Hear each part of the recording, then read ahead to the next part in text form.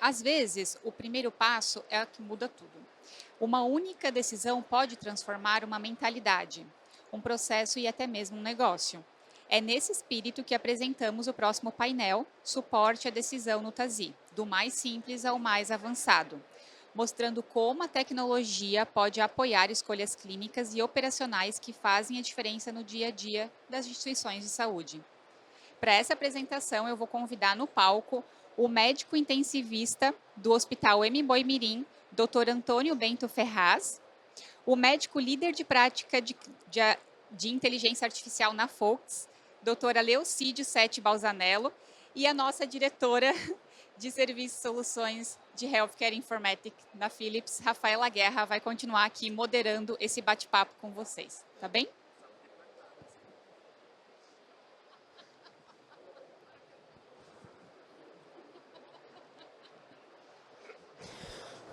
Bom, pessoal, boa tarde. Eu queria, antes de mais nada, falar que isso aqui é um bate-papo entre amigos. Aqui no palco estão duas pessoas que eu tenho um carinho muito especial, que eu admiro muito profissionalmente. Então, eu queria começar falando que é uma honra dividir um palco com vocês dois, que eu estou lisonjeada. Agradecer pela aceitação do convite e dizer que eu estou muito feliz que nós vamos discutir esse tema. Acho que foram as pessoas certas, né?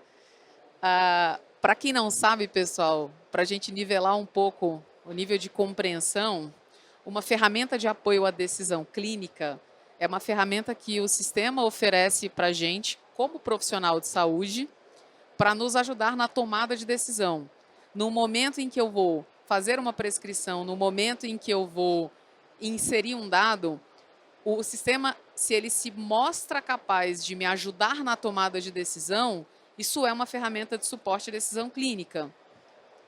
E isso é muito importante porque nós vivemos num mundo em que a digitalização pura e simples dos processos trouxe uma camada administrativa de trabalho, de inserção manual de dados que muitas vezes leva os profissionais ao burnout. Então é muito comum a queixa de aumento e sobrecarga de trabalho pela entrada de sistemas de prontuário eletrônico, e isso é visto como sendo algo que atrapalha o profissional. O principal benefício que a gente pode trazer para esse tipo de profissional que se sente impactado pelo volume de trabalho que ele agora tem que fazer com o sistema é oferecer para ele vantagens para que aquele sistema se torne um mentor, para que proteja o profissional. Um exemplo clássico aqui de uma ferramenta muito simples que é de apoio à decisão clínica, no momento em que você prescreve errado e o sistema te corrige, fala assim, doutor, essa dose está acima da dose máxima. Então, isso é o que a gente chama de ferramenta de apoio à decisão clínica. No TASI, a gente tem várias ferramentas de apoio à decisão clínica. Algumas estão embedadas, estão escondidinhas ali dentro da própria CPOE. A gente tem o famoso Mentor, que foi redesenhado no Mentor 2.0, que foi uma ferramenta criada para ser um CDSS, uma ferramenta de apoio à decisão clínica do TASI. A gente tem o protocolo de controle glicêmico, que também é uma ferramenta de apoio à decisão clínica. E é sobre esses que a gente hoje vai conversar. Então, eu queria começar fazendo uma pergunta acho que para o Bento. Bento, vamos começar perguntando para você. Quais as experiências que você já teve com o uso de ferramentas de apoio à decisão clínica no TASI? Conta um pouquinho para a gente. Oi, Rafa, boa tarde. Obrigado pelo convite, também estou muito feliz de estar aqui falando com vocês. Então é um pouco disso, pegando o gancho ali da última apresentação, digitalizar os processos não resolve os problemas puramente porque daí saiu do papel e foi para o digital. Então assim, durante os cadastros do sistema, eu enxerguei várias oportunidades de apoiar a equipe médica. Eu sou médico, sou intensivista, já trabalhei na ponta e sei o quanto a burocratização dos sistemas digitais pode atrapalhar a equipe. Então, quanto tempo eu já precisei ficar atrás do sistema? Então, tem diversas possibilidades de a gente apoiar a equipe. Eu posso trazer um sinal vital correto para que ele não precise buscar o dado. Eu posso ter alertas e alarmes de prescrição de dose máxima, dose mínima, protocolos com as doses já ali pré-cadastradas, para que o médico não precise lembrar qual é a dose daquele protocolo naquela situação. Então, eu vejo o suporte à decisão como uma casa que vem sendo construída. Eu não tenho como amarrar um último sistema que seria um mentor, que é a grande cereja do bolo, que vai direcionar processos. Se primeiro o meu processo não estiver muito claro, se eu não souber o que eu tenho que fazer, quem tem que fazer o quê, e se eu não tiver por trás todos os outros ingredientes, alguns mais escondidos e alguns mais evidentes, mas não tenho como amarrar um mentor se eu não tenho um protocolo que já está sendo usado, testado, validado.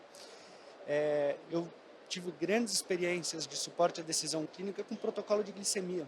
O protocolo de glicemia ele é um grande suporte à decisão do médico, porque no final das contas ele nem sabe mais quais são as faixas glicêmicas que ele precisa ajustar. O hospital já tomou essa decisão por ele, já existem protocolos descritos, documentados de como tem que acontecer. Então, para a pediatria no hospital, nós temos 8 protocolos de glicemia por faixa etária, porque decidiu-se que essa era a melhor maneira para que o pediatra, o paciente, estivesse seguro, mas o prescritor também estivesse tranquilo de falar, olha, essa é a dose, está tudo certo, eu confio no que ficou escrito e a equipe conseguiu trabalhar com isso. Então, mas também vejo outros casos muito mais simples, que é suporte à decisão clínica baseado em SQL em campo. O médico vai fazer, a gente falou de gráfico de anestesia, ele vai fazer uma avaliação pré-anestésica. Tem dados que ele sabe, mas com o que ele preencheu, eu consigo suportar o médico e falar assim, olha, a alocação desse paciente pediátrico, sugerido é que ele vá para UTI. Você não precisa escolher isso, você já me deu um monte de critérios que eu sei aqui por trás que sugerem que esse paciente deveria ir para a UTI. Então, não precisa escolher, a escolha está aqui, você só precisa seguir. Então, eu vejo diversas possibilidades entre protocolos, muito em avaliações e templates, a gente tem outros painéis aí falando de templates. Eu vejo muita simplicidade nesse suporte à decisão quando você quer ajudar a pessoa da ponta com algo que todo mundo já sabe o que tem que ser feito. Eu até complementaria, porque a gente tem coisas no sistema que são simples, que a gente não associa com apoio à decisão, mas que são ferramentas de apoio à decisão. Conduta da escala. Você só definir um texto, né, que diz para o profissional o que ele precisa fazer baseado naquele resultado, já ajuda na decisão. E a própria requisição de informações. No momento da alta, eu avaliar se eu tenho uma incompatibilidade do RH da mãe e do feto, todas as informações que eu já coloquei no sistema, e gerar um alerta sobre a necessidade do ROGAN, já é um apoio à decisão. E a gente não precisa de mentor, a gente não precisa de ferramentas muito complexas, a gente precisa de processos e de pessoas olhando para essas interações com o sistema. Bom, vou fazer uma pergunta agora para o Aleocídio, uma pergunta polêmica. Algumas pessoas que estão nessa plateia aqui, eu tenho certeza, não gostam do mentor. Ouvem falar nesse nome e falam assim, o mentor, de novo. O mentor ele tem um pouco dessa fama, né, de ser uma ferramenta difícil de implantar, ou que não faz ou não fez sentido em algum momento. Ele é polêmico, né? E muito dessa polêmica do mentor vem de inúmeras tentativas de conseguir levar um protocolo clínico gerenciado para o mentor que foram fracassadas. Eu mesma já tive no meu passado longínquo como cliente, né, algumas tentativas de colocar protocolos clínicos gerenciados no mentor que não deram certo. Então, eu queria te perguntar, Ale, você teve alguma experiência de ter tentado implantar alguma ferramenta de apoio à decisão clínica no TASI que não deu certo? Por que você acha que não deu certo e quais foram as lições aprendidas? Várias. Primeira coisa, a gente tem que diferenciar o que é apoio à decisão clínica e o que é protocolo gerenciado. O apoio à decisão, ele surge em diversos momentos do sistema das interações e são regras simples. Teve um evento, cumpre uma condição, eu sugiro uma ação. O protocolo gerenciado, ele envolve muito mais que isso. Ele envolve alguém gerenciando, ele envolve uma gestão de caso. Se a gente olha do ponto de vista de arquitetura, o mentor ele é um sistema de gestão de regras, um BRMS. E ele tem ali, dentro do BRMS, algumas limitações. Ele não é um Case Management System. Então, o principal erro que eu vejo com o mentor é a gente pensar em um protocolo de ponta a ponta e querer que ele resolva de ponta a ponta. O mentor foi feito para resolver blocos, então ele vai resolver alguns pedaços. Eu tenho que ter gatilhos, condições e ações. E aí funciona. Quando a gente pensa no protocolo de ponta a ponta, não é essa a sequência do atendimento médico. Eu não vejo um paciente de sepse abrindo um template, preenchendo uma escala. Eu primeiro vejo o paciente, como eu tenho pressa de antibiótico, pressa para colher exames, a primeira coisa que eu vou fazer é prescrever. E aí eu já não tenho gatilhos no mentor para começar por aí. E muitas vezes não vai ser prescrever e depois fazer uma avaliação, prescrever e preencher uma escala. Existe uma variabilidade muito grande, principalmente com os pacientes críticos. E aí é quando a gente fala de case management. Eu tenho uma série de ações que devem ser feitas, não necessariamente na mesma sequência, encadeadas, porém devem ser feitas e eu tenho prazos para isso. Então, o mentor, sozinho, ele não te alerta que está pendente uma documentação daquele protocolo. Mas a gente pode usar uma requisição de informações, alguma outra ferramenta, para emitir esse alerta para o médico. E aí, a partir do alerta, o médico vai lá para o mentor para cumprir as etapas do protocolo. O principal erro que eu vejo é esse, ele está desconectado do processo e essa tentativa de fazer o ponta a ponta, esquecendo de quebrar nas pequenas etapas que compreendem o atendimento. Perfeita a sua resposta. Ele não foi feito para ser um case manager e as pessoas esperam isso dele. Fato real. Também digo que foi uma lição aprendida minha das primeiras tentativas. Uma pergunta agora para o Bento. Bento, o que seria o básico bem feito no suporte à decisão no TASI?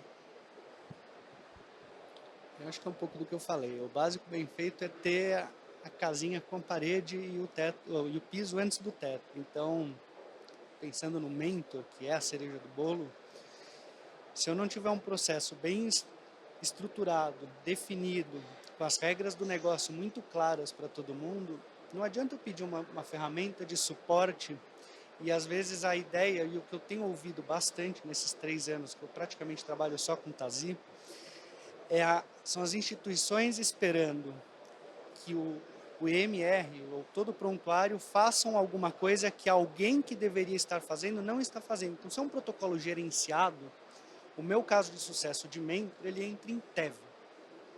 É um caso bem simples, mas ali funciona maravilhosamente bem. Mas não é porque o mentor funciona bem, é porque eu tenho uma pessoa dedicada ao gerenciamento de TEV no meu hospital, que está de olho o tempo inteiro, que está preocupada se a experiência do usuário que está preenchendo faz sentido, se os alertas estão vindos, ela está testando, ela está validando.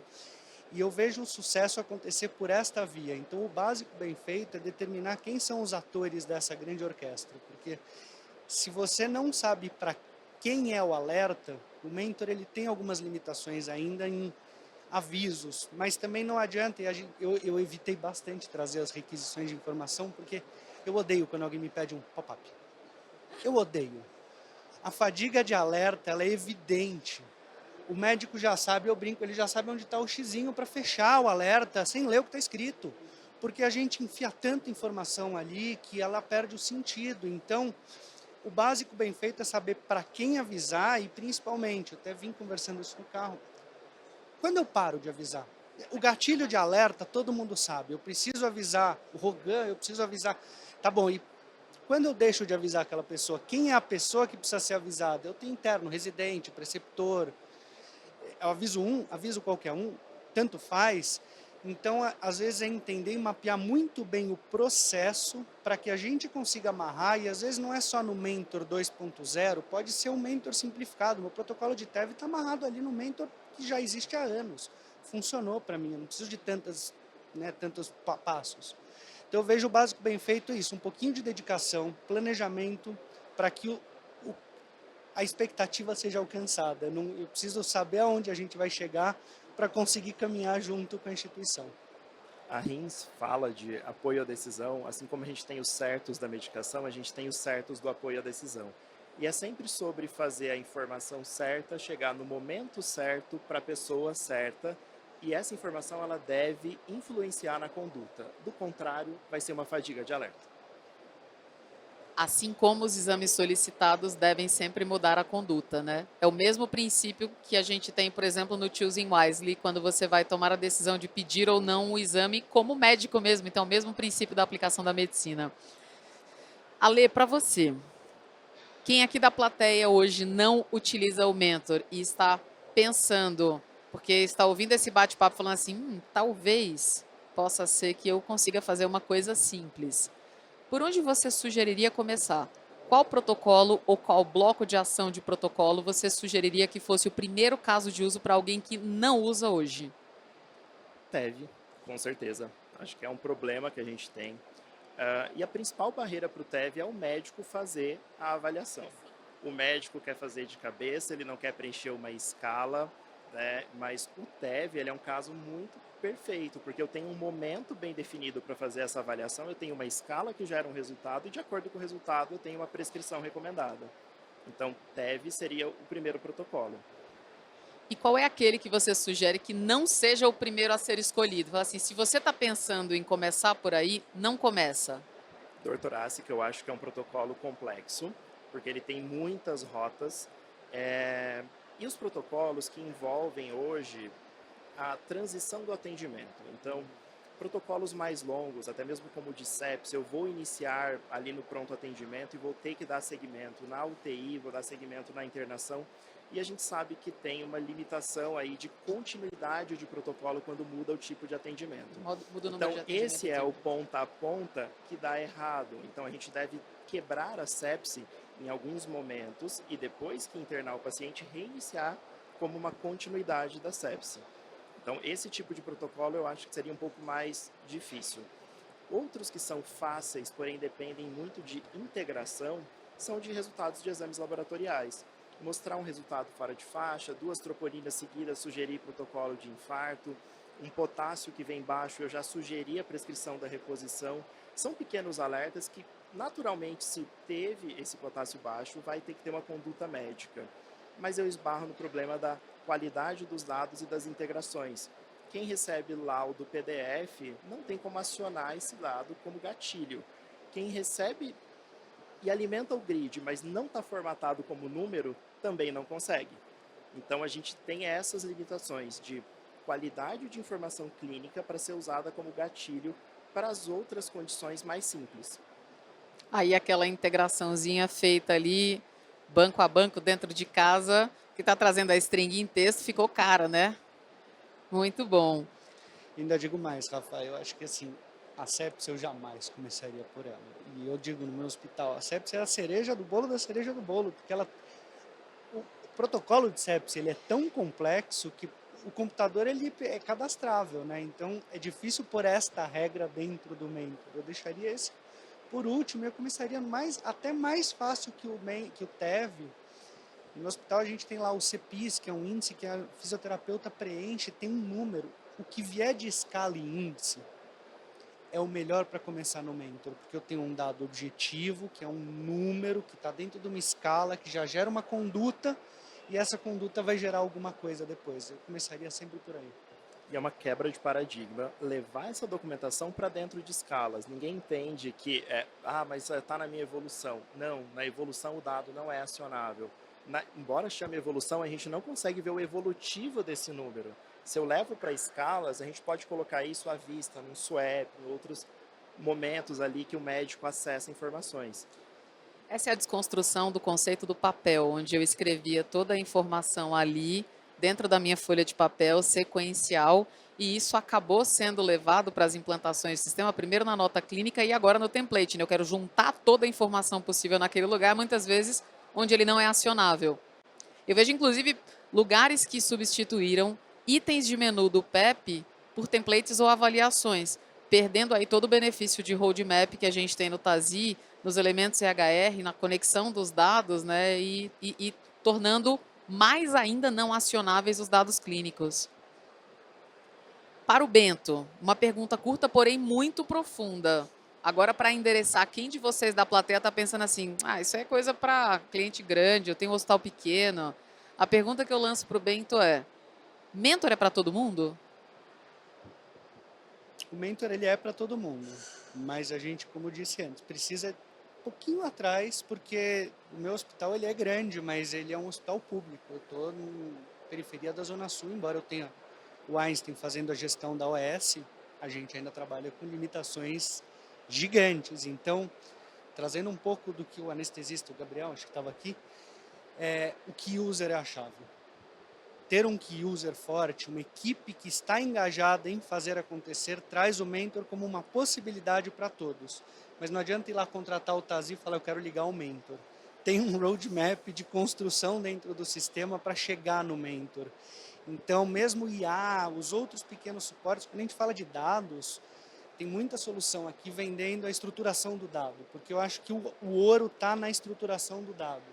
O meu hospital levou 2, 3 anos para chegar no ponto que está, porque a gente bateu muito que a estrutura do dado, as minhas evoluções hoje são estruturadas. Eu não preciso plugar uma solução de IA, buscar no mercado, para trazer o dado estruturado. Eu vou lá na PAP, pego o médico, está aqui o último sinal vital que veio do paciente. Daí para frente, eu consigo amarrar mentor, suporte, a decisão, porque eu sei que o dado, e eu trago para a minha equipe, o dado é do paciente, ele não é da tua evolução. Não adianta escrever aqui no bloquinho que a PA está tanto. Vamos escrever no lugar certo, que vai para o enfermeiro, vai para o físio, vai para o paciente, vai para todo mundo. Então, eu acho que o mentor é para todos, mas o caminho para chegar lá não é só ir lá e plugar, plug and play. Como médico, eu já fui treinado uma vez e no treinamento me passaram, vai aparecer essa janelinha escrito mentor, você clica em fechar. Então, o mentor, ele para quem tem cultura e maturidade em qualidade assistencial. Isso envolve um núcleo de segurança do paciente avaliando se estão utilizando a ferramenta, se o uso está adequado, um comitê que revisa os alertas que nós temos em prontuário. Também depende de uma TI capacitada, porque o mentor não é simples. Você tem que conhecer muito da assistência, tem que conhecer de banco e tem que conhecer como o Tazi funciona, onde estão aquelas coisas. Se eu faço triagem em texto livre, não uso um Manchester, não uso nada estruturado, como que eu espero que o mentor deflagre algo a partir disso? Então a gente tem que ter um mínimo de maturidade digital, maturidade de processos e cultura de segurança do paciente. Nesse lugar, o mentor vai dar certo. Sensacional. Agora eu quero pedir uma licença poética para a gente fazer uma pequena viagem nesses 8 minutos que nos restam. E a pergunta que eu quero lançar, primeiro para o Ale e depois para o Bento, é: estou dando para vocês uma caneta dourada. Essa caneta dourada permite que vocês mudem qualquer coisa dentro do Tazi. O que você gostaria de ver de ferramenta de apoio à decisão clínica no Tazi? Melhor usabilidade, interação com processos. Então, ter novos gatilhos, por exemplo, liberação de documentação clínica e poder usar uma informação de um template para deflagrar um mentor. Ter uma visão mais clara de em que estágio do processo nós estamos. Isso é o caso do 2.0, que é ótimo, tem uma visualização excelente, mas se eu não clicar lá ou ver um sininho escondido lá no canto, eu não tenho essa visão do protocolo.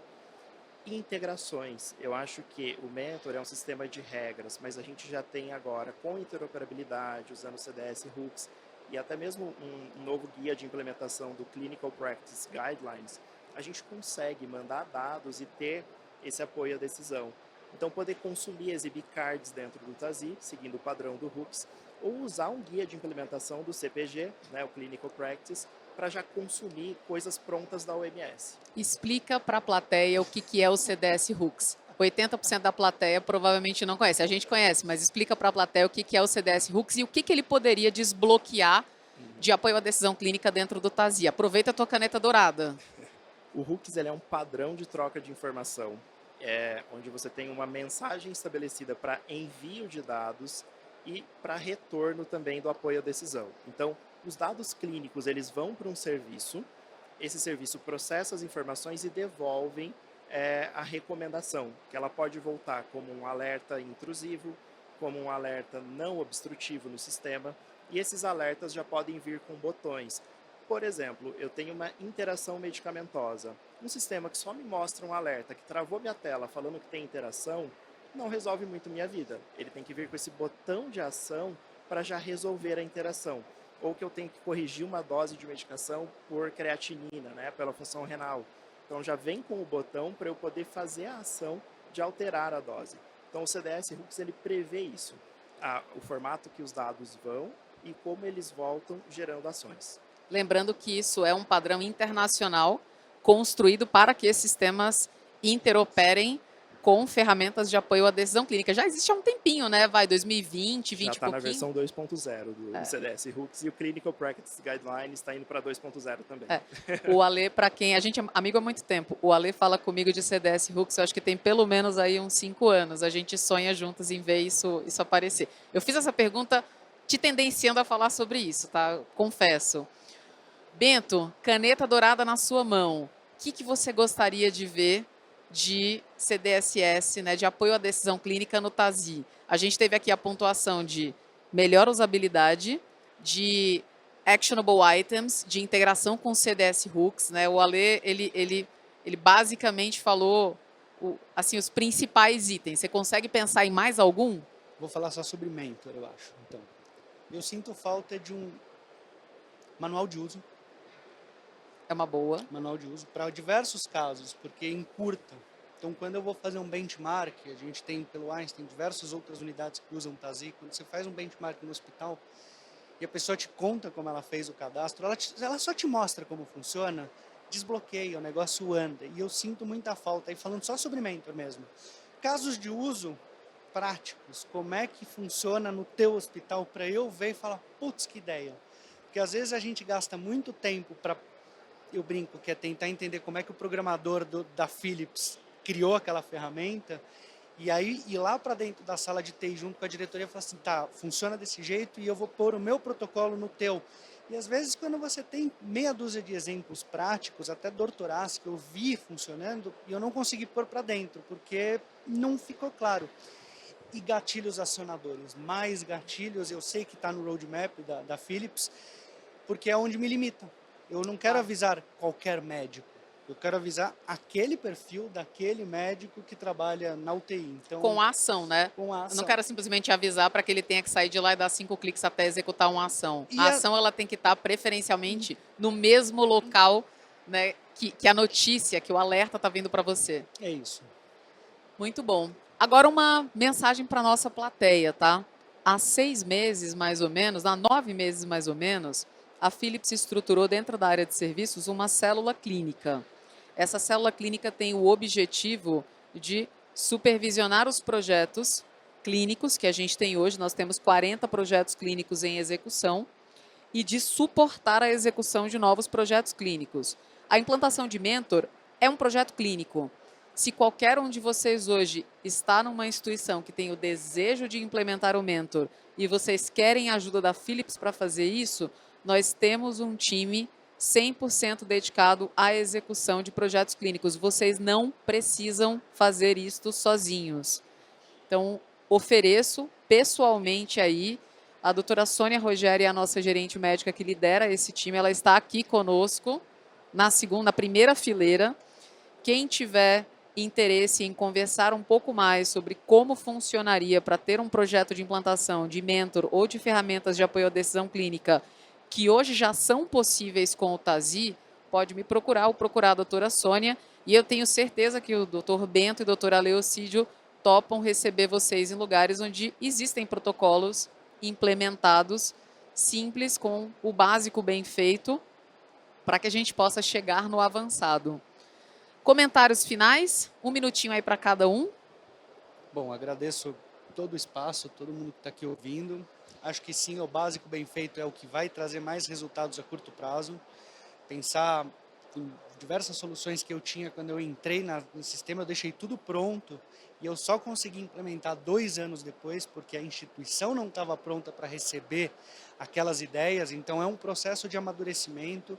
Eu brinco no meu hospital que a implementação de um sistema, do TASI no caso, é uma gestação de longo prazo. Eu vejo 3 anos, 5 anos para colher bons frutos. Os 2 primeiros anos, não vou dizer que é apagando incêndio, mas é estruturando processos digitais, mas não digitalizados, para daí a gente conseguir. Hoje eu comecei a trabalhar com melhorias. Então é primeiro colocar tudo dentro do sistema, deixar bem claro, para daí começar a poder dar suporte à decisão das equipes que estão trabalhando na ponta. Eu só reforço essa jornada de transformação. O Mentor, ele não está no começo da digitalização. O Mentor é um resultado de uso de ferramentas digitais e de ter os dados nos locais corretos, com a estrutura correta. Então, não é impossível, também não é simples. O mentor ele é feito para assistência, então a gente tem que pensar no profissional que está utilizando o mentor, tem que fazer sentido para ele, não pode ser algo para o gestor ter um dado, não, o mentor ele tem que partir como algo que auxilia quem está na assistência e o dado você busca depois. Eu acrescentaria que se o seu profissional na ponta fala que não faz sentido, ouça ele, né? Tenta entender por que não faz sentido. Gente, muito obrigada pela disponibilidade, muito obrigada pelo bate-papo, como sempre foi um prazer. E eu queria agradecer por vocês estarem aqui presentes hoje conversando com a nossa plateia. Queria agradecer a todo mundo que ficou presente aqui na discussão. Nos colocamos à disposição, caso qualquer um de vocês queira conversar mais sobre implantação de ferramentas de apoio à decisão clínica no TASI. Obrigada, pessoal.